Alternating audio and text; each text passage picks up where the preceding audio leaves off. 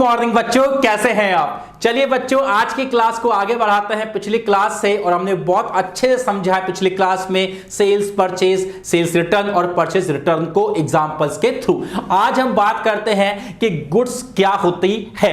बच्चों, गुड्स को simple language में अगर आपको मैं समझाऊं तो किसी भी दुकान पर जब आप जाते हो, मान लीजिए आप एक मेडिकल शॉप पर गए, तो उसमें जो आपको रैक्स में जो मेडिकल शॉप पर मेडिसिन ही दिखाई देती है, वहां पर वो सब चीजें क्या है, वो सब चीजें गुड्स ही मानी जाती है, और उसे ही कुछ अलग लैंग्वेज में स्टॉक कहा जाता है, जिसे हम लोग आगे अभी समझेंगे।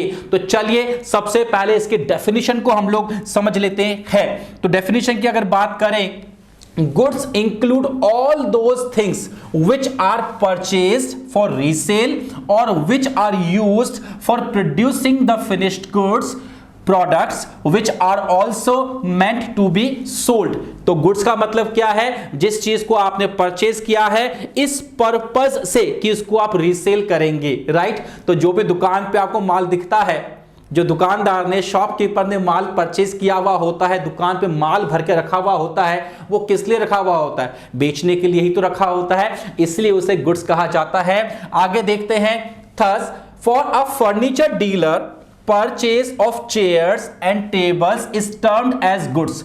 अगर मान लो आपका काम फर्नीचर का है, तो आप टेबल्स, चेयर, सोफा सेट, इस तरह की चीजें अगर आप परचेज कर रहे हैं तो वो गुड्स मानी जाएगी। While for others it is furniture and it is termed as asset. तो अगर आपका काम नहीं है ऐसा, आपका काम फर्नीचर का नहीं है, तो फिर आपके लिए वो एसेट मानी जाएगी, जिसको हमने प्रीवियस क्लास में बहुत अच्छे से समझ लिया है। आगे और देखते हैं, similarly for a stationery trader stationery is goods whereas for others it is an expense. तो आप अगर उस चीज का बिजनेस कर रहे हो, दुकान पे माल रखा हुआ है, उसे गुड्स कहा जाएगा। तो बच्चों, गुड्स की यह डेफिनेशन बहुत आसान थी, जो आपको समझ में आ गई होगी।